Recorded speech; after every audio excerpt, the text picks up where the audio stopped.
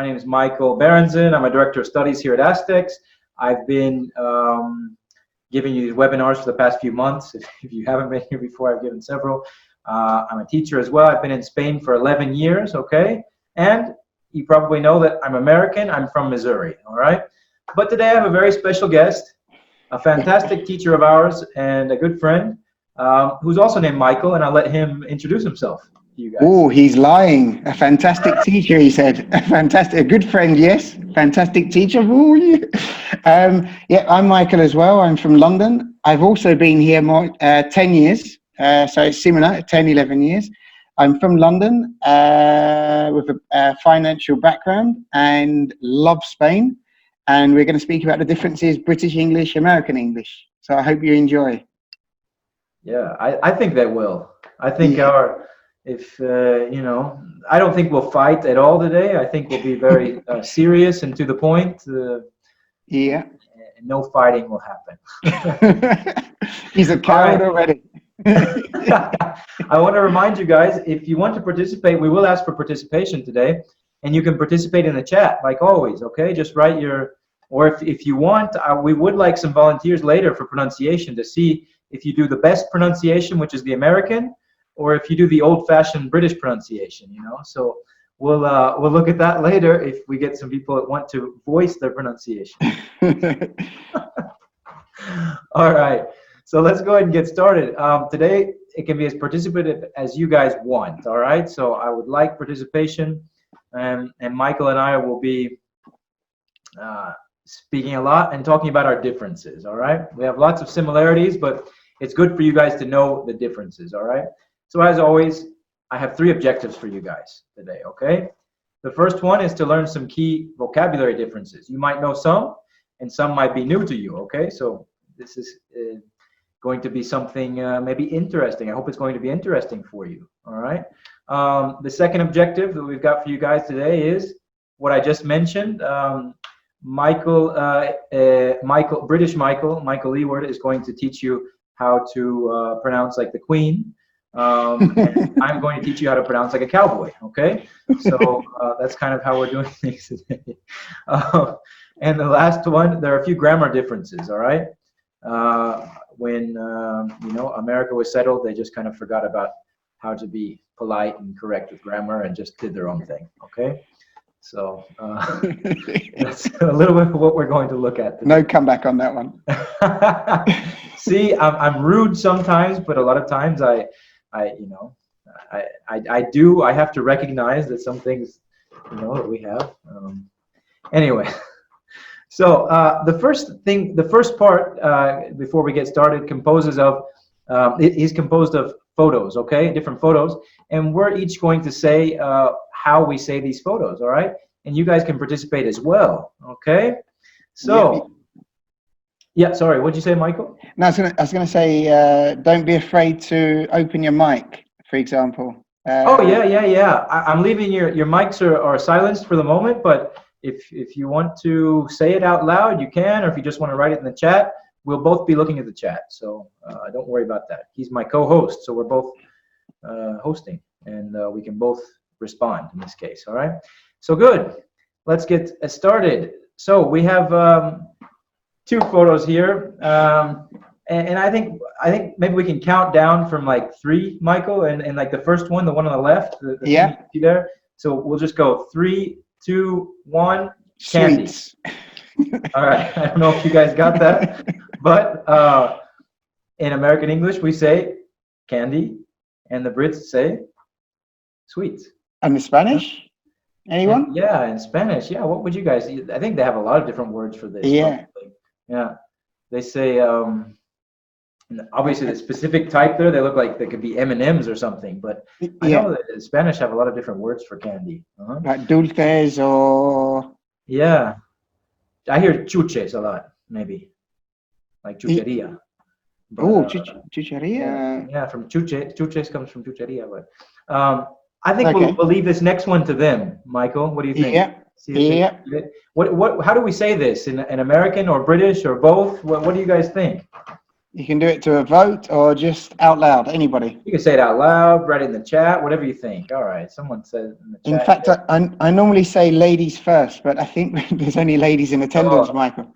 Look at that. Everyone says cookies. Well, everyone. They watch too much TV. Cookies, which is, for me, what we call any type of cookie. Every cookie is a cookie. But I think in the case of Michael, they're more, maybe more refined, and they have different words for different things. For the picture, definitely cookies. Chocolate chip cookies. But you've just put it up there. Biscuits, for example. But these aren't biscuits, right? These are chocolate chip cookies in both. Yeah. But what is a biscuit, Michael? Galletas, I think, for the Spanish, no? But for me, a galleta is a cookie. Yeah, so this is where you're. I mean, you gave me some examples the other day. You've got scones. But for you say brisket, scones. Oh yeah, in American English, biscuit would be it's savory for us. It's like a savory thing to eat. And you guys are biscuits, like you said, galleta Maria, like digestive. You guys call them digestive biscuits, right? Yeah. Digestive biscuits. Okay. All right. Yeah. And for you guys, maybe you've heard cookies on the television with all the American cereals, but Fontaneda. But Fontaneda is not a brand, Macarena? I think that's a brand. And we've got Sandra. Sandra's Portuguese. I'm sorry, Sandra. I thought you were Spanish at first. Well, but you speak Spanish, so you kind of understand. But bolachas de chocolate. Trying out my Portuguese. What do you think, Michael? In fact, my mother lives in Portugal. Really? She lives in the Algarve, in Albufeira. So you can speak Portuguese as well. No. Obrigado only. That's it. Done. They speak good English in Portugal. Okay. Yeah. All right. Well, let's go to the next one. This one's dear to our hearts. I think this is a great argument. Yeah. So I think the best one is we'll start with on the left side, okay, and we'll do a 3, 2, 1 here. Okay. Okay. So just count down. 3, 2, 1. Chips. You're wrong. Crisps. Done. This is one of the biggest arguments, chips. Ladies. So for me, these are chips, and the others. What are the others? The others for us are chips, and for you? Yeah, those are fries. Yeah, or you can say French fries, but you can say in general fries. Okay. Yes. Yeah. And you guys say chips for those, right? This is where the problem starts, I think. Yeah, I think we're gonna have a huge argument here. Yeah. Okay, so ladies, for example, you're all, apart from Sandra, you're all from Spain, and maybe not all from Madrid. Irene says yes. Macarena, Madrid. Barcelona. Okay, good. Well, we've got a mix. Madrid. We've got Portugal. We've got Madrid. We've got Barcelona. So three different countries. Yeah, you could say that. Yeah. Oh, we got 2 from Barcelona, 2 from Madrid, 2 from Lisbon. That's my favorite city in the world. I have to be honest. I love it. Your favorite? Yeah, it's my favorite city in the world. Yeah. It's a very nice city. It's true. Fantastic. Yeah. Okay. So for the differences, the big problem is when you travel, what do you say when you go to if you want from the menu? Do you say chips or crisps? Potato chips in Spanish, I think. No. I think in Spanish they call it all. Well, are you asking them in Spanish or in English? Because they call them all patatas fritas, I think. Yeah, but I think many people make the mistake and say potato chips. Or maybe they say patata chips, right? Yeah. I'm in a conference call. They don't make the difference, right, between the two. Okay. Sandra said she's on a conference call, so maybe she can ask the people that she's in the call. Possibly. You can ask them all to participate in the webinar as well. I think that would be a good idea. Okay. And Beatriz is saying chips son de bolsa. Okay. Son las patatas que... Okay, but Beatriz, if you're in a restaurant, imagine if you're in a London pub, not restaurant, what would you ask? Yeah, that's a good question. What would you ask? Chips. Okay, Hanan, if you're in the United States, Mike, would that be a problem? Yeah, because they would give you what's on the left side. They would give you a bag. They would probably give you, a lot of times they give you a bag. You can go to a restaurant and for lunch, especially if you order a sandwich, they ask you, do you want chips or fries? And so if you want chips, they'll give you what you see on the left-hand side. Okay. Crisps, right? Yeah. That's a difficult word to say, by the way. Crisps. Crisps. Crisps. It's like, it sounds, it's kind of. Yeah, with the pronunciation later, we can speak about how we emit lots of sounds. For example, the first S is non-existent. Oh, people would say crisps. Crisps. Can I have some crisps? Okay, not non-existent. That's an error. Sorry. It's a little bit silent. It's a bit soft. Crisps. Okay. Crisps. Well, what do you think? Should we continue a bit with food? Maybe a little healthier now, less fried, less sweet. Things. I think this time we can test the students on these. Let's see what. Okay. Yeah. Ladies, over to you. What are these things? Let's start with the left side. On the left. What is that? Aubergine. An aubergine, no? It's an eggplant. No way. That's an eggplant. How could you call that an aubergine? I thought you could spoke more American English. I'm half British. That explains it. Okay. It's a joke. It's a joke.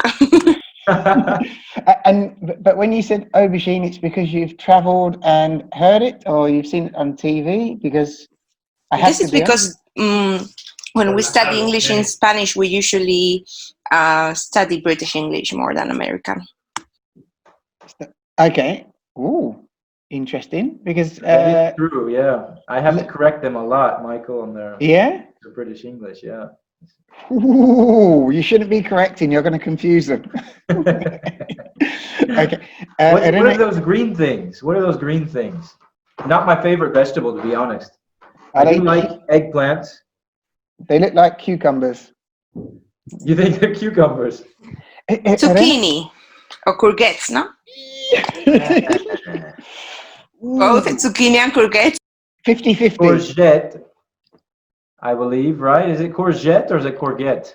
Courgette for us in Britain. Yeah. In the States, we say zucchini. And here? They say little squash. Little squash. Zucchini is Italian. Little pumpkin. Yeah, zucchini. Irene is saying zucchini is Italian. Yeah, well, you know why? Because zucchini or courgette, these were, I think this was like the 19th century. It was kind of whatever you call it. They made a hybrid plant, and they kind of made, and it was done in Italy, I believe. And that's why we use zucchini in the States. Okay. Yeah. Oh, an interesting part. I think that's why. I could be wrong, but I know I read that somewhere. And that's why, Irene can the Italian immigrants that came to the States, they were using the zucchini. I think it might have something to do with that. I don't know. Okay. Around the time that it was happening. And you Brits, you like to use French to sound more... because they're our neighbours. We hate them, but we love their food. It's crazy. Irene's saying that her grandmother's Italian, so maybe she knows a bit of the history. She should speak American English, I think. Irene, you should start speaking American English. That would be the most logical for you. There are a lot of Italian Americans. All right, this one, I think this next one, open. I have a question for you on this one, Michael, because this is something I would call an apartment. What would you call this? I have to add an adjective and put luxury apartment because it looks very... Yeah, it does look luxury. You're right. Yeah, luxurious. For me, an apartment, definitely not a flat, or a luxury flat. Okay. So it's not a flat, or it is a flat, or it's a luxury flat? For me, we don't have this in London. We don't have these good views. We don't have the sun. Okay. But I just found a random stock photo. So Yeah. For I me, couldn't think of what to do for an apartment, but where does flat come from? I'm interested. Where does that come from? Is it because because it's the whole apartment or the whole residential space is on one flat surface. It's just one floor. Okay. So what do you Normally, call it if you have two floors? a house. Seriously, no joke. Okay. All right. And then here they say chalet. Yeah. But Well, it's ladies, the same in English. I mean, we would say a house, or in Yeah. American English, we would say a house for what they Okay. call a chalet. Yeah. and if it's in a tower block, because in Spain you have in a tower block if you have two floors. Ladies, what do you call it? A duplex. Duplex. Yeah. So you can have a duplex in a tower on the 11th and 12th floor, for example. Yeah. That to me, I think in American English, I would say a penthouse if it was on like the top floor. Yeah. And it had like a couple of. But penthouse would be an ático. Yeah. Well, yeah, you're right. In American English, everything's weird. Because we say, in American English, a duplex, at least where I live, is like something similar to a townhouse. It's like one house is divided into two for some reason. Oh, okay. But this might just be regional. It might just be my part of the States, So what about this next thing? I think this next one, you and I will do this one. So we'll do like 3, 2, 1. So just like 3, 2, 1, pharmacy. Chemist. Chemist. Yeah, but now, as I explained to you before, Michael, for us, if you've been to London or anywhere in the UK and you say pharmacy, maybe people would understand, but most people use the brand name of one big chain is Boots. If you've been to any of the London airports, the UK airports, you see Boots almost everywhere. Mm-hmm. They have a very, very big franchise. I've tried to study the rules in Spain and in the UK about the distance, because here you have a farmacia, pharmacy. I have to give you that one, Michael, by the way, pharmacy, because I like the word. A chemist sounds a bit too... Sounds scientific. It sounds like the person that's doing it is actually a chemist. Yeah, somebody just said dodgy online. Yeah, a chemist just sounds... I'm a fan of Breaking Bad, and it just sounds... Okay, yeah, when you think about it that way, it does sound... Yeah. But yeah, if you've ever been to the UK, ladies, Boots is a brand. I can't give you an example in Spain because I don't know, but your rules, there is almost a pharmacy on every street in Madrid.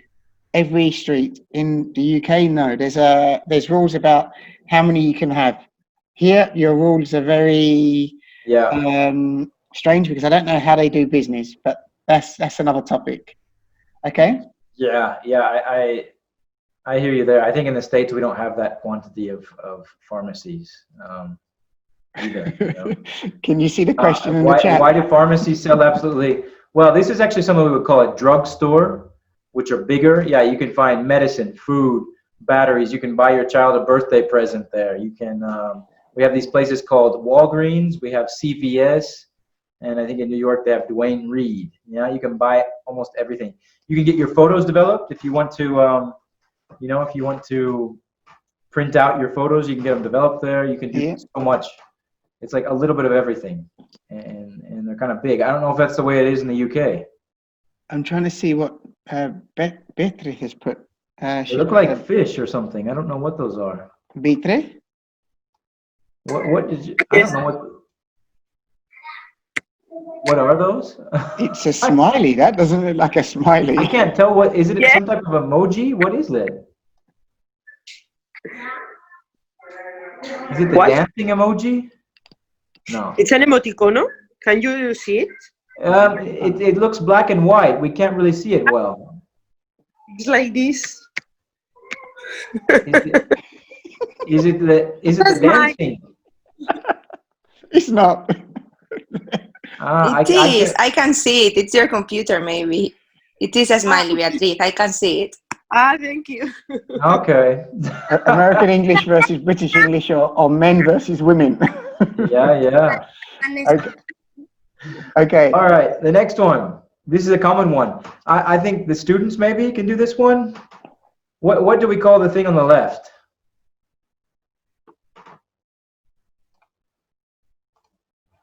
Come on, don't be shy. Oh, Yeah, yes. Thank you, Hanan. Thank you, Irene. Thank you very much. 2 to 1. Everyone is because Michael, British 2 to Michael 1. is the new. He's the co-host. Everyone's being nice to him today, and they're saying everything in British English. 2 to 1, Mike. Yeah. 3 to 1. 3 to 1. 1. Yeah, 3 to 1.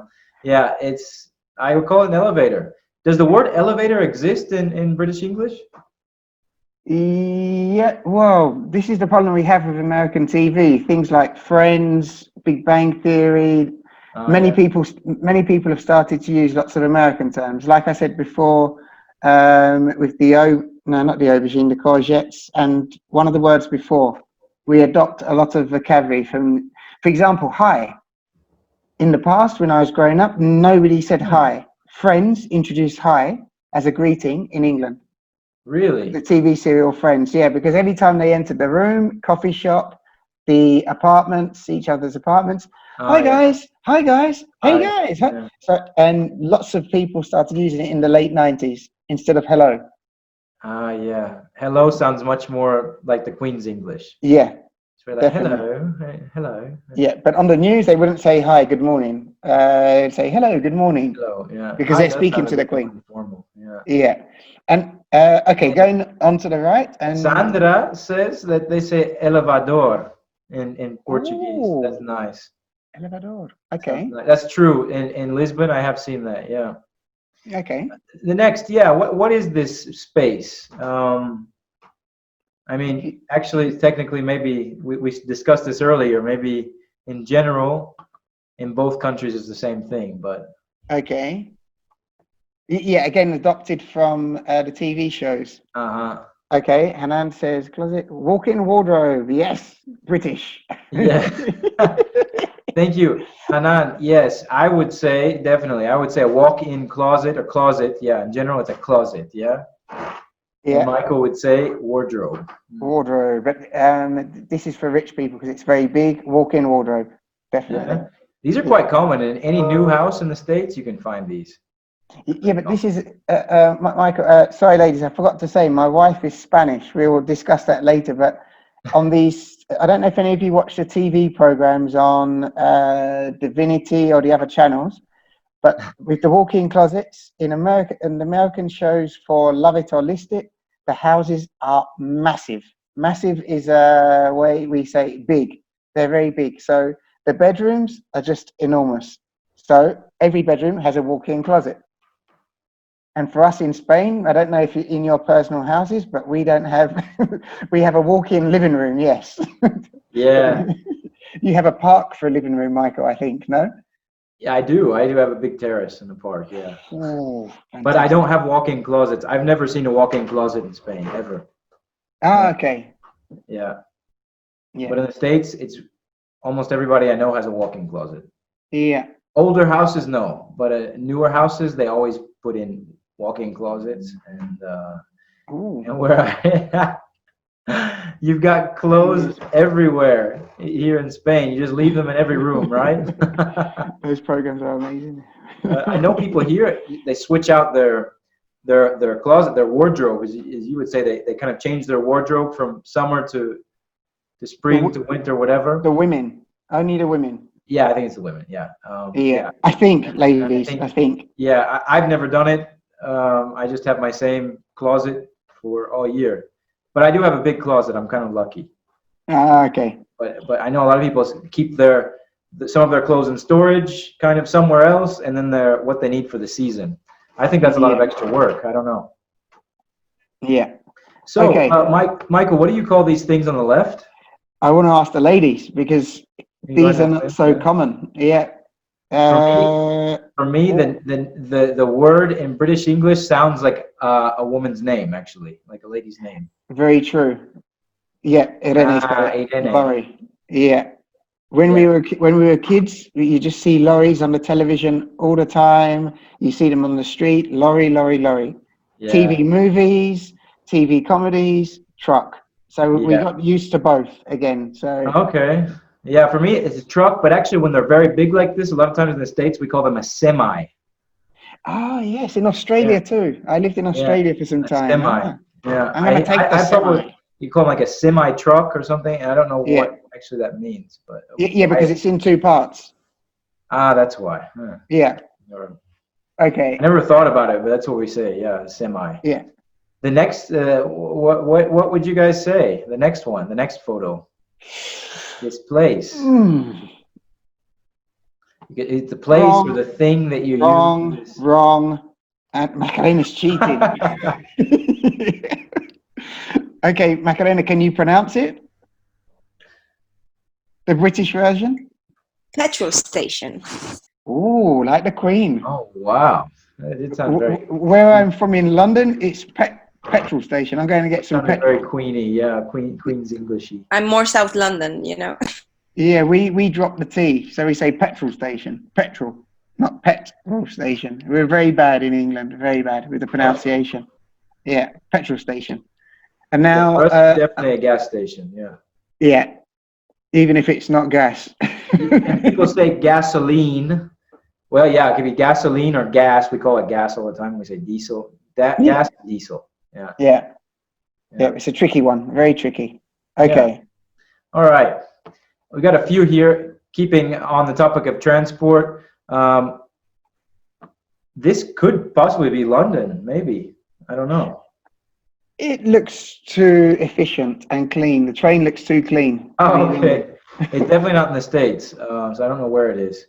But this is interesting. What do we have in the chat? What do you guys think? It's too modern for London. Too modern. Too modern for London. This is an interesting one. I'll start with you, Michael. What would you call it in the UK? Because tube. You'd call this a tube. Yeah. Does that refer to the train, or does that refer to the train? The train, because the underground is the system for us. But now with vocabulary, everybody makes mistakes. People say, just a quick example, Google it, even if you're not using Google. Okay, yeah. So I'm going to take the tube. The tube is the actual vehicle. And the underground is the system. And a tube system, where some people make they say the tube system is the system for allowing the tube on. So we say tube, and we use your words again. I know you're gonna get some points here. We use because you say metro a lot. Metro and yeah, that's the thing I was gonna mention. It depends on the city, because in New York, for example, it's the subway, and you catch the subway or you take the subway. Okay. And I mean, it's officially a subway train. Yeah. But that's New York. And I'm from Missouri, and the largest metropolitan area in Missouri is St. Louis, and we have a metro system. Washington, D.C. has the metro system. Okay. And San Francisco, they call it BART, because it means the Bay Area Regional Transport. Or something. Okay. So people just use the name. They don't use the subway, metro, or underground. Okay. Yeah, we would call it you can call them light rail systems or heavy rail systems, but this is getting really technical. But yeah, in general, we call it a metro or a subway, or just whatever the local. I know in Atlanta, it's called Marta, like the Spanish name Marta. Wow. It's called Marta. It's like Metro Atlanta Regional Transit Authority or something like that. And so people call it to take the Marta train. And how do they pronounce it? Just as you pronounced it? Marta. Marta train. Yeah. Yeah, they wouldn't say Marta, they would say Marta. Yeah, this is a problem. For example, my wife is Marta, but I know how to that's right. Marta. Yeah. But when my friends come here from London, it's Marta. Marta. Yeah. The T's gone. Where's Marta today? Yeah, the T and the R, both are gone. Yeah. Marta. Very bad.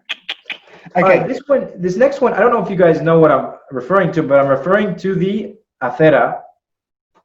This part on the bottom, the place where the pedestrians walk. For example, oh wow, good. Oh, 2-1. No, Macarena is going. Macarena, yeah, she knows both. I guess she's saying both. She doesn't want to offend either of us. So okay. Yeah. And Vitre? So, yeah. So I would say sidewalk. I would call that a sidewalk because you're walking on the side of the street, and you guys say pavement, right? Yeah, because we're walking on the pavement. Quick question for you, Michael. In or on the street? In or on the street? For me, you're in the street if there's like a party in the street, you know, you're kind of in there. But I'm walking on the street is what I would say. Yeah. And if you're in somebody's flat or apartment, and they say, "Oh, where did you park?" For example, you've driven On the street. I would say on the street. Okay, because in Spanish, en for everything, en calle, blah blah. Yeah. And a very quick thing with that example, because for me, if you're in a street, you're inside the street because of the buildings on either side. Yeah. But you're on, as you said, on the pavement or on the street. Yeah. The same as if we're meeting at the airport tomorrow, in English, I'll meet you at Terminal 1 by the McDonald's at the airport, okay? Yeah. In Spanish, en. And this is where it gets complex. Yeah, that's true. That's true. Yeah. Okay. Yeah, we're more complex in this case. Yeah. Poor students. Easy in Spanish. Yeah. Yeah. It's definitely easier. Yeah, you don't have to. Yeah, it is. Yeah. And the last one I'm referring to here, kind of more like an autovía, autopista. Well, you guys are really complicated in Spanish with these things, but let's see what they write. Okay. Oh, well, Macarena. I think I'm going to keep my mouth closed because I think.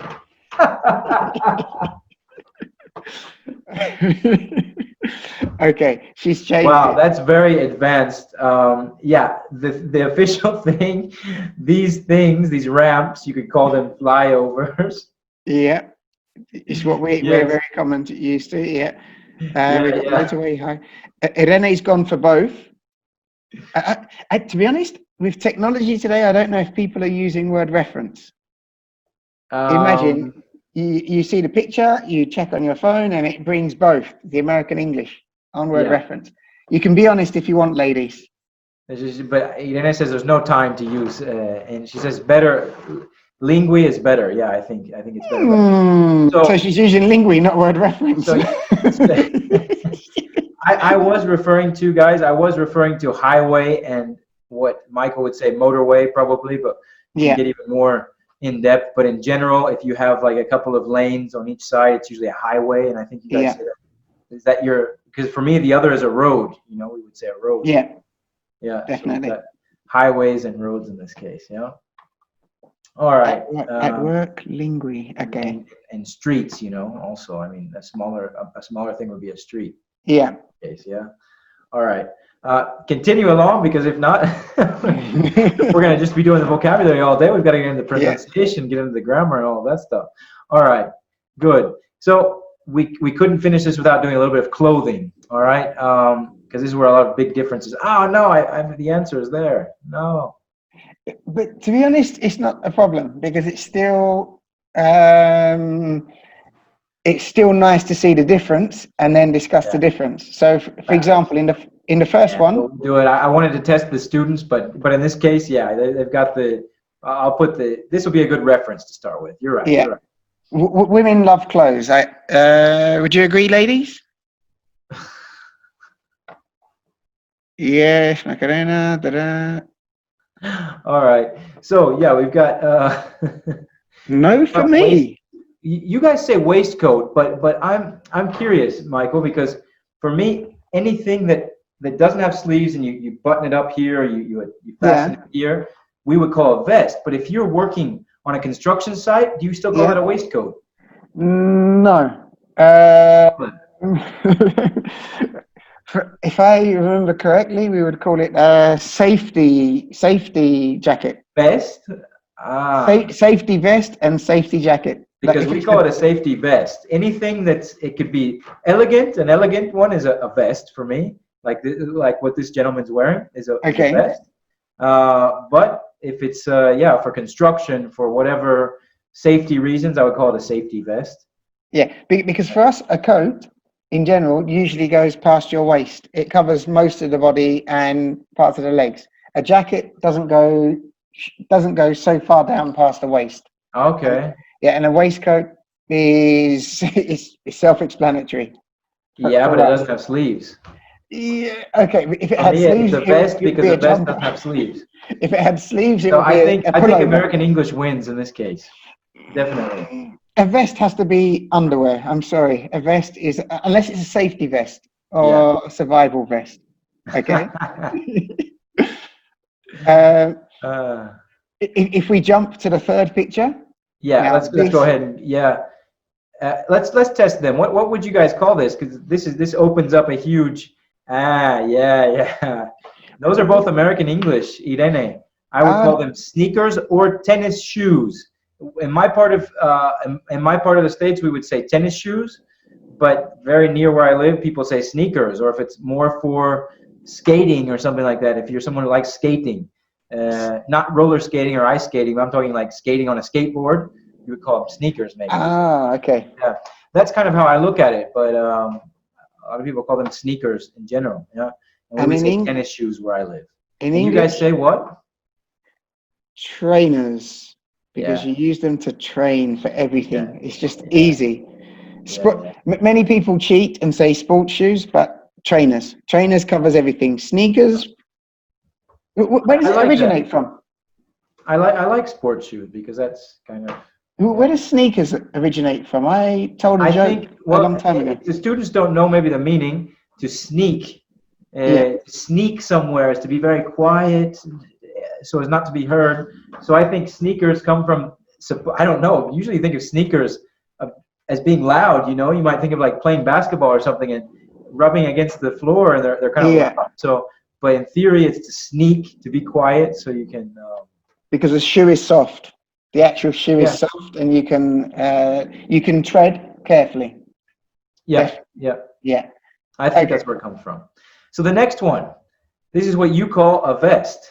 And it's true. It's a vest. It's underwear. And we call it an undershirt. So it's underwear. So we call it undershirt. Yeah. Unless you're Bruce Willis. The logic, I guess it is a vest because it doesn't have sleeves, but. Yeah. It would need to be open, openable. Openable. that doesn't even exist. I'm you guys bad English. He's inventing. Let's continue because we got plenty more vocabulary, especially related to clothing. This one is a sensitive subject for Michael. What would you guys call this piece of clothing on the left? What would you call these? That covers it from Irene. Jeans. Jeans. You can say jeans. Jeans. Jeans, in general, because they're jeans, yeah. But jeans are a type of, but we say the same in both British and American. You guys are avoiding, yeah. Beatriz, you're saying the British. Trying to please British Michael, but American Michael would say pants. Which for British Michael, that sounds horrible. It's an aberration. It's awful. Pants are underwear. Underwear done. So be very careful if you're speaking to a British person because pants are underwear in the UK. Whereas in America, they're. So for example, Michael, for the Americans in each state, you can refer to pants. Somebody could be wearing jeans, chinos. We normally don't say chinos in the States. I don't think we would say khakis. Aren't khakis the ones that you use for trekking? Or khakis are for trekking, or khakis can be casual trousers? No, khakis for me are more business casual. I'm actually wearing khakis right now. You guys can't see me. Maybe if I back up, you can see I'm wearing khakis. A khaki is I would say it's casual. It can be very casual, but it can also be business casual. If it's nice and ironed, But we also call these like the pants the trousers that we use. Maybe with a suit or really nice ones we call slacks, which I don't know where that comes from. We say slacks. We say dress slacks, meaning they're nice, they're elegant. We say dress slacks. But for what I hear people here called chinos, I think it exists. It does exist in the States, but we normally say khakis. And khakis a color. We say khaki. Whereas you guys would say chinos. Yeah, but it's old-fashioned. I'm being old-fashioned here, unfortunately. So chinos, I think was a brand. a brand of casual trousers in the 90s and the millennium, and now I think that's where it comes from. Yeah. Yeah. Yeah, you're right. You're right. And it's stuck. So Well, yeah. And going over to the lady. The next one, yeah. What is this? What is this woman wearing? What would you guys say for this? And please don't say like Rebecca or something like that. That's that sounds very Spanish. Rebecca? Oh, yeah, yeah. Yeah, I would say sweater. And I'm pretty sure. Pull over. I'm going with Maria. Maria's just joined, no? I think so. Yeah, yeah. Oh, so a new attendee goes British. Yeah, yeah. More points in the bag. Thank you, Maria. Yeah. Yeah. For me, it's a jumper. A pullover would be not so thick. We've had arguments about this in England all the time. That's a jersey. That's a jumper. That's a pullover, etc. And a jumper normally is how do you say wool? I don't want to cheat. In Spanish, you want to cheat and say it in Spanish? No. Yeah, wool. Yeah, lana. Yeah, so a woolly jumper is usually thick for the winter, and okay, our summer is 2 weeks, etc. But a jumper would be what you can put over a shirt and wear to work. Like you guys are more specific in this case. Yeah. And a sweater would be usually the ones with the advertising for sports. You know what we call these? We call these sweatshirts. Sweatshirts. Okay, we say sweater, you say sweatshirts. And it's a jumper. You're calling a shirt. You're calling a jumper a shirt. And a jumper, I don't really know what. Wait. Like a jersey. And a hoodie, but a hoodie has a hood. The hood. But you have a sweatshirt is a hoodie without a hood. Yeah. But I think I have heard pullover used in American English. That's true. Okay. But in general, we say a sweater for anything you wear in the winter that's wool, something like that. But you have cashmere sweaters, wool sweaters. This one's the one that she's wearing there is a turtleneck. Yeah. You guys say turtleneck? Ooh, I have a fantastic one from a football team that I wear in the winter. And I don't know what they say here in Spanish. Okay. Well, this next one, you have a lot of experience with this, Michael, because you're a father, right? It's a boogaboo, no? A boogaboo.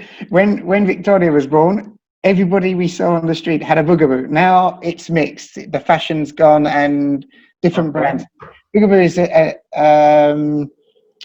I don't even know if it's a Spanish brand, but it's expensive.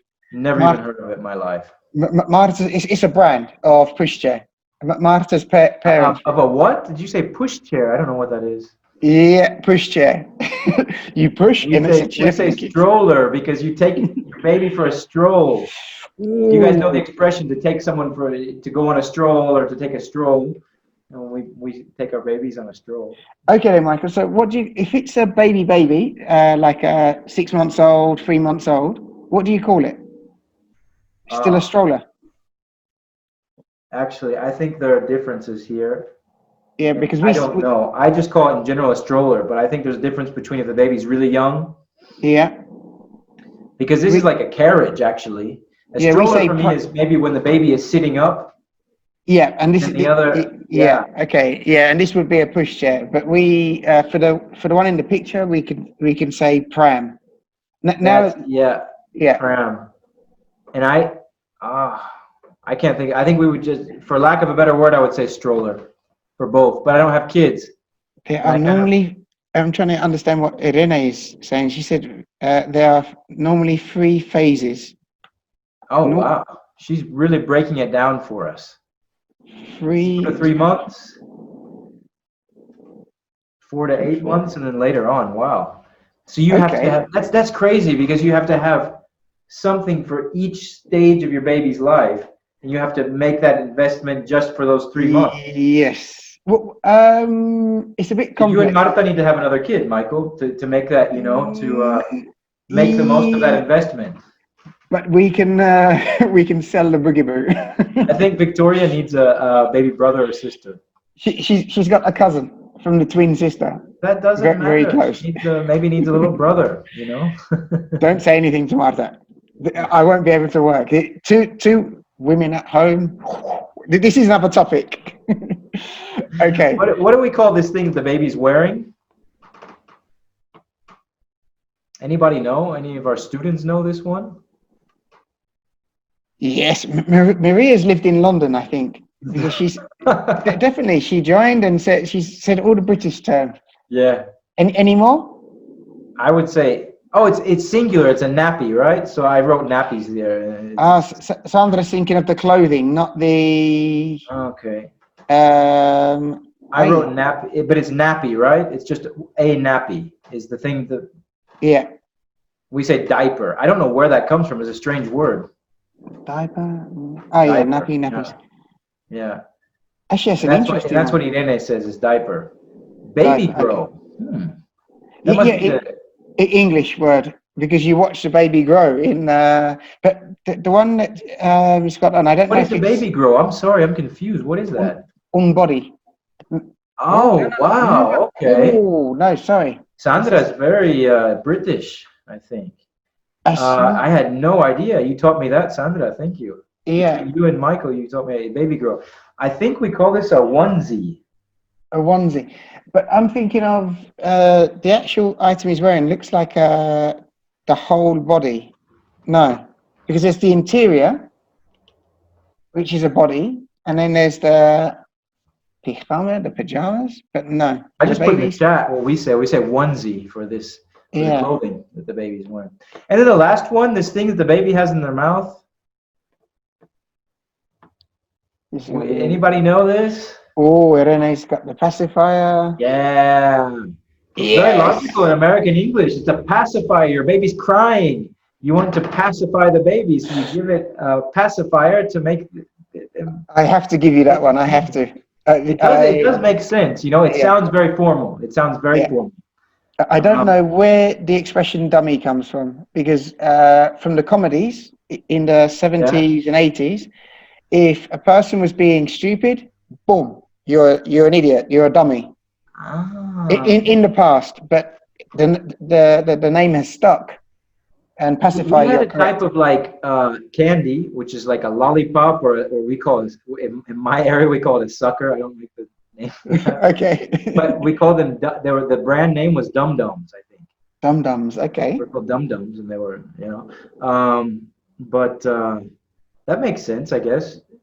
But some people shorten pacifier to passy. Like sometimes kids will say passy.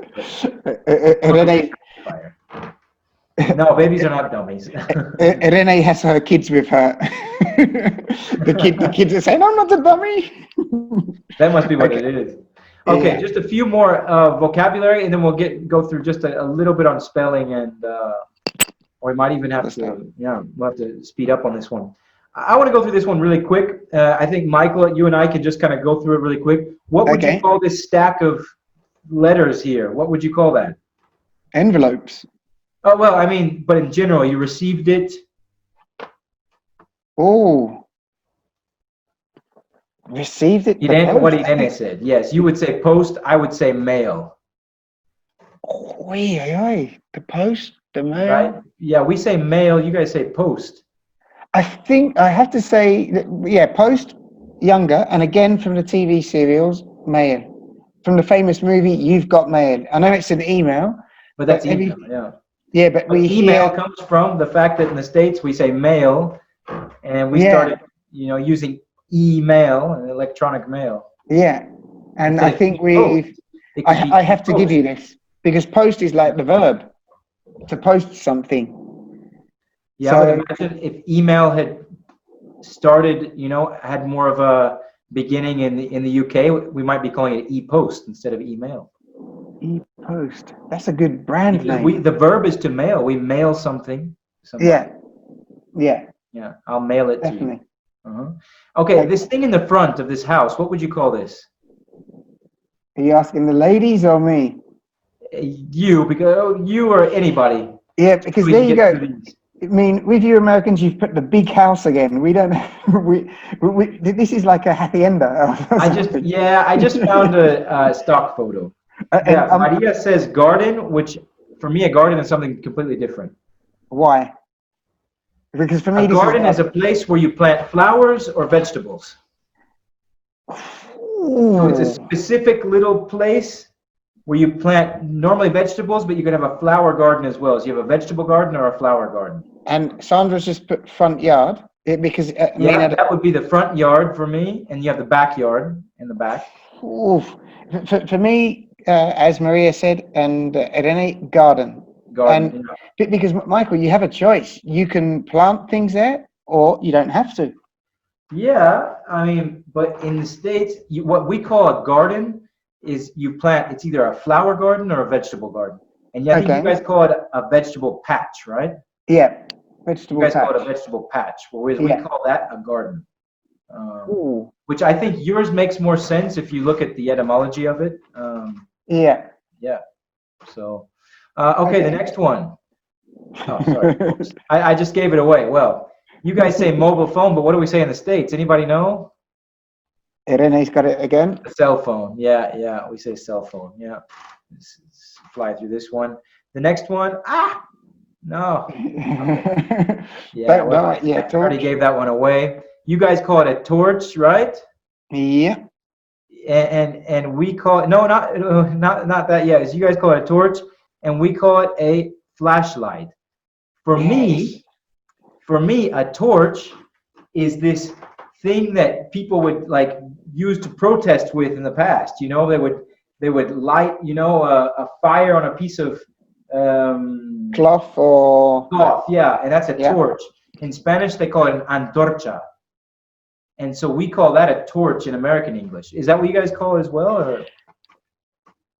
For us or the British? Yeah. Do you guys call it is a torch just the electronic one, or do you call also the stick with the cloth and fire? We use it with a verb. Lamp? No, torch. Yeah, the same. It could be electric, a battery-powered torch, or the one you just explained. Yeah. The one I'm explaining in Spanish is called antorcha, which is the old-fashioned thing with you put a piece of cloth and I don't know. You've probably seen it in like some Disney movie or something, like Beauty and the Beast or something. I don't know why I'm thinking of that. They all go to the castle with their torches or something. I don't know. It's true. I don't know why I remembered that. And the next one, Sandra said the next one, rubber. I don't know if I really want to go into the reason that I don't say rubber here. That's for another conversation. I just don't feel like it's appropriate for an educational webinar. But rubber in American English is something completely different. So be careful in American English not to call it a rubber, to call it an eraser, because it's something completely. It could sound. I'm not gonna stay here. You see, because for us we say a rubber for the material erases your error. Yeah. Okay. We say eraser erases. Yeah, eraser erases. A rubber erases for us. Yeah, well, that makes sense, but in English, in American English, rubber is something completely different. Yeah. A rubber, using it as a noun. The material, of course, is rubber. But when you talk about a rubber, and you're not using like the uncountable rubber, it means something different, which I'm not going to bring up here. Be careful the way you use it in American English. Yeah. Okay. And this last one, what I want to say here is like billetes. Okay. So again. Ooh, Irene, buck. Oh, well, a buck is very informal, at least in American English, to talk about a dollar. So but buck is pavo, no? Buck would be pavo, no? Yeah, it'd be like Tiene pavos. It'd be 100 bucks. Yeah. Okay. But good. Maria and Irene are saying banknotes. That's what you would say. And I would say bills. These are bills. So it's similar to Spanish in this case, like billetes. Billete, bill. Yeah, we say bills in American English. So Spanish is that's a $100 bill, actually, for me. Yeah. What I would call a $100 bill. Okay, we've got through the photos. We need to fly through this other part because, I mean, we're going to be given like a 2-hour webinar if we're not careful. Oh, wow. Oh, my, I forgot. Wow. Yeah. The vocabulary. Yeah, we we've got we some can fly vocabulary through it. here. We'll, Yeah, we'll we fly can. through this, guys.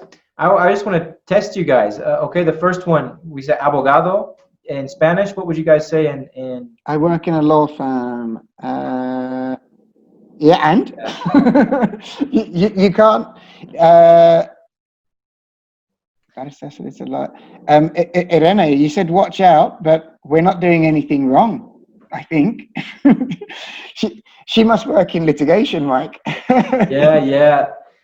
Yeah. Oh, oops. Okay, well, we're not going to go down that road. We're just going to say that there are different, there are lawyers and attorneys in the US, and in the UK, there are barristers and solicitors. Okay, vacaciones. You would say holidays.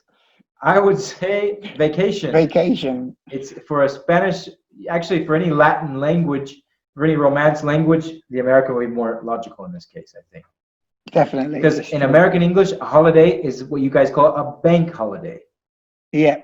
Yeah. Oh, no, or a vacation. I'm going on holiday. Where are you going on holiday? 2 weeks in. No, but I'm saying in American English, we would never say holiday that way. We would always say, I'm going on vacation. For me, a holiday is a bank holiday. Okay. Like what we Maria's asking, who's Irene? So many different terms. So cool. All right. The next word we've got here, just to kind of fly through this, you guys would say in Spanish, un currículum. Tengo que actualizar mi currículum. From Latin. Again, from Latin, no?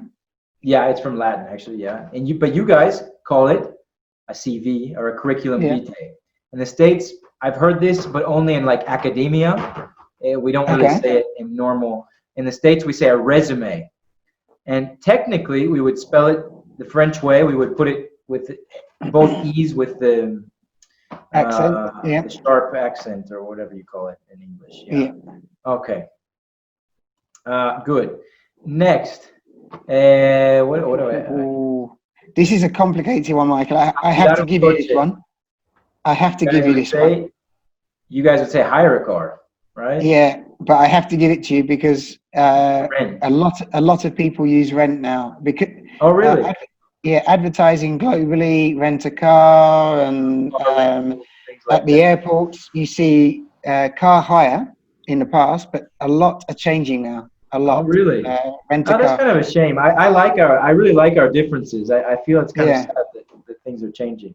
I wish it kind of were the other way around. You know, I think sometimes in American English we're adopting maybe some more British things, but not to the extent that you guys are losing. So yeah, it's a pity. This one's interesting. Like this is very personal in your house, but you say poner la mesa. ¿Quién puede poner la mesa? ¿Quién pone la mesa? O poned la mesa. You know. And you guys say that quite differently. Irene's got it. Set the table. Maria's got it. Yeah. But you would not say lay the table. Yes. A lot of people say lay the table, and a lot of people say set the table. So so in British English you say both. Yeah. Okay, never mind. Well, in American English you only say set the table. You could lay the table would sound really strange. People would probably think that they had to like lie down on the table or something like that. Okay. Said that, yeah. All right, comida para llevar. Anyone? Thank you, Rene. Again. No. This is very confusing because in American English we say take out. We use another phrasal verb, but these phrasal verbs actually have a very similar meaning. But you have to take it away from the location. So if you're in one out of the location, you're in the location and you take it out of the location. Yeah, but then you're only outside and the rain falls on you. If you take it away to your home, it's better. For sure. For me, they're the same. All right, one more of these vocabulary ones. What would you call una tienda de ropa? Una tienda de ropa. Who's going to be the quickest on this one? Clothing store. Oh, Maria's gone American this time. Ooh, yeah. Yeah, British would say shop and we would say store. Even though in the States we do say shop a lot of times. We don't. You say in respect to the verb, no? Well, for the verb, of course, but sometimes we talk about a shop, like the nice shops downtown or something like that. Okay. There are a lot of nice shops downtown. You can hear that. So this is something that we do say in the States. And there's another one that I didn't mention here because this is very regional. And we say both, actually. I know in the UK, you only say taxi. Well, don't forget everybody's got Uber and yeah, it's true. etc. Yeah, But in the but States, taxi. we say cab and taxi. We say both, kind of interchangeably. Ah, Are okay. you going to get a cab? Are you going to catch a cab? Or are you going to catch a taxi? You can say both. Yeah. They're kind of interchangeable in the States. I didn't include it for that reason. It's a typical thing that people like Cabify. Yeah, but I didn't include it for that reason because I think it's something that we typically teach students. Like American is cab and British is taxi. No, because in the States we say taxi a lot. So, Okay. The companies a lot of times are called like the yellow cab company. Yeah. But like in New York, you would say, I'm going to get a taxi. You wouldn't say, I'm going to get a cab. So, yeah. Ah. Okay, this next one is really interesting. We'll go through it really quickly, see if you guys know how to spell in American and British English, okay? A quick note, and I was talking about this with Michael earlier, that the big dictionaries that we have in both of our languages, in both of our dialects, is what I wanted to say. Oh my God. I would stick with languages because wow. so yeah, you different. speak British and I speak American, but I meant to say dialects. Okay. Both of our we don't have a RAI in English. We don't have a Real Academia del Inglés in this case. We don't have that. What we do have are dictionaries, and I think the most prestigious in the UK is probably the Oxford, right? Yeah, Oxford gets all the credit. Yeah, and in the States we have the Merriam-Webster. Okay, it used to be Webster, and they like fused with Merriam. But around the same time that the Oxford was being written, the Webster dictionary was being published in the States, and this guy Noah Webster decided to do his own spelling. And so the way that we spell in the States is because of how this man wrote the spelling for the United States. And I believe Oxford is kind of the same way, and that's why we have our differences. Yeah. And these differences in spelling have only been in place since the mid-19th century. So we're talking like the 1850s, something like that. So about 200 years. Yeah, Irene follows comma queen. Okay. Oh, well, yeah. So how do you, just to go through this, guys, how would you spell these three words, these first three words, defense, license, or offense, in American English? How would you spell those? Any ideas? Oh, Maria's asking, what is comma queen? It must be a blog. It must be it's an app. It's an it app. must be a New York editor from the New York Times, maybe. Okay. But is it an app? An app, maybe? Or... I think it's someone who's called the comma queen and maybe has a. Okay. You'll have to send us a recommendation, Irene. But in the meantime, I don't want to rush you guys, but could anybody? we might just go through this as well. You know, in the States, we would spell these with an S. Okay. Now, the next one, Michael, we would spell color, behavior, humor. What is the difference? What would you say in the UK? What are we pronounced very similar, but we add a U in all three words. Yeah. Color, behavior, humor, which is obviously correct. And I think the American way is almost exactly the same as Spanish, at least in color. Yeah. The Spanish spell color the same. And humor, it's humor. Yeah, it's the humor. same. Okay, yeah. Yeah.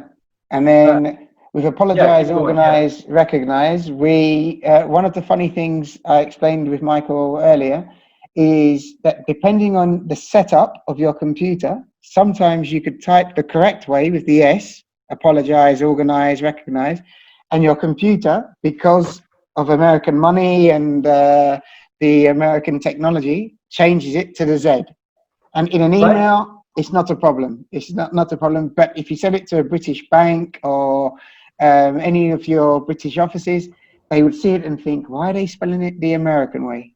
But phonetically, phonetics is not fair. Phonetically, the American pronunciation makes more sense. Yes, it's true. Yes. But that's not fair because British English phonetics doesn't exist. Lots of different rules. A lot. All right. And then the last one, explain it, Michael. I'll let you explain this one. Yeah, we changed the E for the R in all three. Oh, sorry, in all four. No rules, no reason. It's just very strange. Some British people, by the way, guys, they will spell the American way because they're more used to seeing the American way. It could be because of the literature they read, American television that they see, or just from habit. For example, and I have to admit this, when I spell center, I spell it the American way, but nobody has heard me say that. Nobody has heard me say that, okay? Yeah. I usually spell center the wrong way, unfortunately. I have to be honest, I like the British spelling better. Yeah, it's when we were at school, it was a problem because there was always arguments. I've seen it in a text, and the teacher would say it's R-E. But in the commercial center, it's spelled with an E-R. So some commercial centers have E-R. So it's very crazy. Big Ben, thank you. Yeah, well, I thought I'd put something, you know, to make you feel at home, make you feel like you're back home in London. I miss it. Listen, this part, both Michael and I are going to pronounce what we have on the screen because we have different sounds. American English, I think I mentioned this to you. If any of you attended my pronunciation seminar on consonants, I probably mentioned this to you. And this is something I don't know if you knew, Michael, but the rhotic, well, it's rhoticism, obviously, this R that we have in English, but you know, the Queen's English and most of the English spoken across, well, until you get into Scotland, which is a different story, but in Ireland, but in England and Wales, you don't pronounce the R's a lot of times. The R's are silent. And in American English, we always pronounce the R's. And something interesting about this is that the English spoken about the time that the first colonizers went to the States was very similar to the English spoken right now in the United States. Maybe not exactly right now, but as far as talking about rhoticity, about the R's, they use a lot of R sounds. And over time, and I've read this in several, I wasn't sure how credible this information was, but I've read it in several places. And apparently what happened in the English of the UK was that all of these regional accents, to sound more sophisticated, people started speaking without pronouncing this R. And that's how it came about. The same as using more Latin based words, more French based words, and a lot of our Germanic roots are kind of almost gone now, or they're more humble sounding words and we don't use them as much. And that's kind of another thing for another webinar, of course. But how would you say this, Michael? How would you say that sentence? Where did you order your tickets for the theatre on Saturday? Yeah. And I'm going to have like a lot of because I'm going to say, where did you order your tickets for the theater on Saturday? So mine was just like Yeah. And yours sounded much more like posh. The less R's, the more posh, I think. The less R's, the more posh. Yeah, that's the way Americans look at it. Yeah. I don't know. This one depends on of course, the British accent, but I think in RP and what I call GA, which is the General American, RP is a received pronunciation, which is more like the Queen's English, as you know. Yeah. Our O's are very different. I say O, and how do you say O? O. It's a more of a rounded thing. Yeah. So I would say, do you know if Joe will row the boat? And how would you say that? Do you know if Joe will row the boat? I don't know if the students are able to distinguish it, but the O sound is quite different. Yeah, well, one thing I will say is I was telling Michael before, ladies, that my daughter is 2.5 years old and she watches a lot of Peppa Pig. And the other day she started speaking como una pija, like very posh. And my wife and I, we looked and said, where did she get that from? Because she watches Peppa Pig or Heidi. In Heidi, for sure it's not. And in Peppa Pig, we're trying to think who speaks like this. It's very, very posh. Oh, hello. She said, oh, hello, mummy. And we, whoa, that's the Queen. It's not from me. It's not from, I'm sure not Peppa Pig. Maybe one of the characters, but she's got it stuck now. And from the kindergarten, of course, 3 months.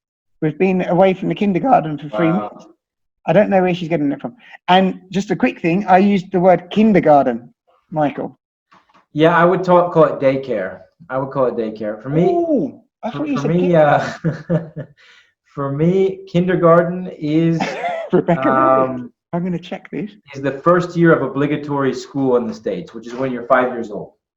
Oh, okay, but you don't say kindergarten Mm-hmm. in the States. Just you that don't one year, yeah. No, you don't say kindergarten, Michael. We say it, but it's only for that first year of obligatory school when a child is 5. In In the States, okay. in the States, when you're 3 years old, you don't have to go to school. Your Yeah, so parents, you go- maybe if your mother stays at home, your mother stays at home with you until you're 5. You Okay. can go to something we call daycare, which daycare is like a babysitter, but they do fun activities, or Yeah, something this- we call preschool. Daycare is actually kind of like preschool. What Yeah, this you guys class call is a kindergarten, we nursery. call preschool. Yeah, we say nursery, but preschool would be infant school at the age of 3 and 4. But no, I think kindergarten is preschool, and nursery would be daycare. Ooh, I've made a big error then. I thought kindergarten was daycare in America, and in Spain it's guardería. Yeah. Interesting. Yeah. Guardería would be, you guys would say nursery, we would say daycare. And then for what we call preschool, you guys call kindergarten, and they call like colegio. It's already like colegio. But Yeah. Okay. This one's very interesting, the T, because I think depending on the accent you have as well, I don't know, Michael's accent, depending on if he's with his friends or maybe if he's teaching, he might change. Yeah. But I would pronounce the T in the middle like a D, like a soft D, whereas Michael probably won't pronounce it at all. We'll use something like what we call a glottal stop. It's not even making the T sound. It's like in the back of your throat. So I'm gonna let you go first. Okay, so how much water should I bring to the party? How much water should I bring to the party later? Later. That's it. That was what I'm waiting for. Yeah. Or like the Queen or the BBC presenters, the news presenters. Yeah. How much, or Hugh Grant, for example, Emma Thompson. How much water should I bring to the party later? Yeah. It's phenomenal. If you watch a Hugh Grant movie, even if he's being comical or under stress, he still pronounces his T's. It's fantastic. It really is. Yeah. Oh, that's the British English. That's like the Queen's English that all Americans have in our minds. Like Hugh Grant, Emma Thompson. That's our reference of like English right now. Yeah. By the way, guys, before I forget, if you didn't see my webinar on consonant pronunciation, you can see the recorded version on our website at the Corporate Hub. So if you get the chance and you want to learn more about pronunciation, it's of course just me pronouncing. It's a lot of American English, but I do kind of talk about a lot of the differences. So I would say here, how much water should I bring to the party later? Okay, too soft. It's like a duh. It's a water party later. Yeah. All right. Good. Good. The next one. This one is interesting. This J that I have here is not a J. It's a Y sound. I'm using the phonetic sound, okay? And this is something maybe a lot of students don't notice, and this is something I really like about British English, because I love that there's a difference between do and do. you have do like the verb to do, and you have do like this is the date that something is due. We say do for both, and you guys say due, right? Yeah, due. It's like your payment is due on Friday. Yeah. Yeah. The deadline, right? And so how would you say this, the following sentence here? It is my duty. I have to stop laughing because of my friends in London. It is my duty to find a tune. Or, it is my duty to find a tune. So dropping the T, Because you guys also say new, right? Yeah. We say new. New. Oh. Yeah, you guys say new, and we say new. So I would say it is my duty to find a new tune. A new tune. Okay. It is my duty. It's my duty to find a new tune. It's my duty. In my case, it's all ooh. In your case, it's all you. Yeah, perfect. You. And the interesting thing is when you have the D and the Y, you're making almost like a J. It's like a j sound, and you're also making more of like a ch sound when you say tune, or when you say the number 2, right? You guys say tune. Two. No, two. Two. Okay. Yeah. All right. And just a couple more really quick. We'll go through. I just want you to pronounce this one. This sound, for you, it's the same in all of them, and for me, it's different. And I think I want Irene to do this one because she's the lawyer. Oh, wait, yeah. Okay. Yeah, how would you? She's gonna kill me. How would you say this one? Irene or me? You. Oh, he thought that 4 laws would be enforced. Yeah, you use the same sound for thought, for laws, and enforced. I would say he thought, it's an aw, that for, I'm using or I would say laws would be enforced. So I use either the o sound or the aw sound, depending on which it is. Yeah. So it's really confusing in American English. He thought that 4 laws would be enforced. He thought, whereas you're using the same sound for yeah. There's something going around on WhatsApp at the moment, WhatsApp or social media. I don't think it's not related to confinement, but with the sounds or are. I've seen that. Yeah. With the dog sound and TikTok. Yeah. It's TikTok, of course. Yeah. And I don't know if that's very helpful. It's just a joke. But let's go ahead and get to this last point because I want to get that last slide done because I have a fear that they're going to leave us. So how would you say this next one? This ah sound. I would say ah. So how would you pronounce this? Ah. You would How would you say this sentence, for example? Because this ah sound I would use for something else. Here, so here I'd say I get quite tired after 10:30. Yeah. I get quite tired after 10:30. Yeah, he's saying after 10:30, and I would say after 10:30. Yeah. It's a very ugly, open sound. And the problem is I have to give that to you. More beautiful.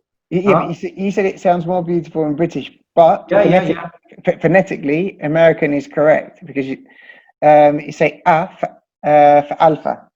We say A for alpha. When with the phonetics, when you're given an email address, you say Alpha, Bravo, Tango, etc. Okay. We say I for India. So we're changing the sound of the I.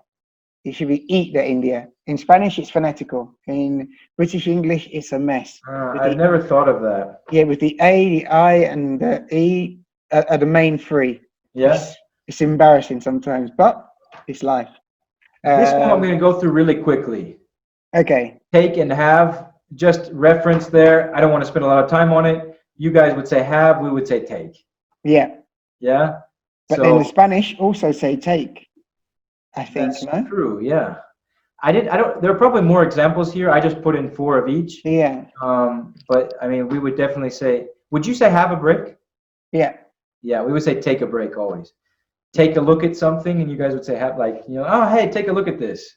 Yeah. You'd probably say have a look at this. Have a look at this. Can you have a look at this for me, please? Yeah. And then, And nap, the siesta, I would take a nap, you would have one. Do you say, lots of my students make the mistake in relation to, oh, Michael, do you want to take a coffee? And I always make the same joke. Where do you want to take it? And I say, I use it, and I talked about this in another webinar, to be honest. The difference between take and grab and have, etc. Yeah. But in English, in American and British, we would say have. Yeah. So in this case, this is something really quick I want to go through. This is a really important difference because you'll hear this is kind of like in between Spain, below like the Basque Country, Cantabria, Asturias, and Galicia. People use the present perfect a lot more. The same as with the UK. But in the States, we use the past tense. In the north of Spain, they use the past tense, and in South America, you use the past tense a lot. And I think it's really interesting. It's kind of it's quite curious. Let's say that we use. It's more like in the Americas we use the past simple, of our languages, and you know, in Europe, it's more of the present perfect. So you would say, "I'm not hungry. I've already eaten," whereas I would say, "I'm not hungry. I already ate." Oh yeah, we already have Beatriz has to go. Okay, yeah, we need. Okay. Oh my God, it's 7:30. My God. Okay, yeah. So this is a very important difference, guys. The present perfect is more widely used in the UK than the US. Okay. A couple little things. For example, the use of got. The past participle, we would say gotten something. I have gotten it. Whereas in British English, I have got. I've got it. Okay. Yeah, I've got it. You guys use a lot of times these collective nouns. My family, you would say are coming. I would say my family is coming. In American, you say my family is coming. Yeah, my family is coming. Yeah. My family's coming to the party. Ah, okay, yeah. Ooh, I have to look out for that. Yeah, collective nouns. We say it with singular all the time. Okay. Okay. All right. Good. Oh, thank you. Yeah. Just before everyone runs. Yeah. Thanks for that. Yeah. My family is coming next month. Something interesting. In the States, we almost never use shall. It sounds like the Queen's English. So when you want to say shall we do something, we would say should we. Whereas you guys say shall. We almost never ever use shall. It's very posh. It's very posh. Yeah. For us, it sounds very posh. And this next one doesn't exist in American English. So what do you use? When I came to Spain and I started using Murphy's Grammar and Use, and I would see things about needn't. I'm like, am I learning English again? Like, I'd never seen needn't in my life. And I would either avoid teaching it to my students, or I would directly say, we don't speak like this in the States. I don't know how to teach it correctly, you know? Yeah, you need not do something. Yeah, like if you said you needn't worry about anything, I would say you don't need to worry. You know, this is one of those things that's... to be honest, I have to give you that one because that's the American way is better in that case. Is it? You think? I don't know. I think you do not need to worry. Yeah. I think maybe it's just an older English thing that we just skipped aside, and it's very old-fashioned. I don't really know how to use it, to be honest, and it sounds very posh to me. Maria's saying it's very difficult. Yeah. All right, guys. Thank you guys so much for coming. And the interaction. For me, the interaction is very, very important. Yeah, it was. It was great to have you guys. Yeah. So thank you guys very much again for coming, and I hope to see you next week. Okay, and maybe.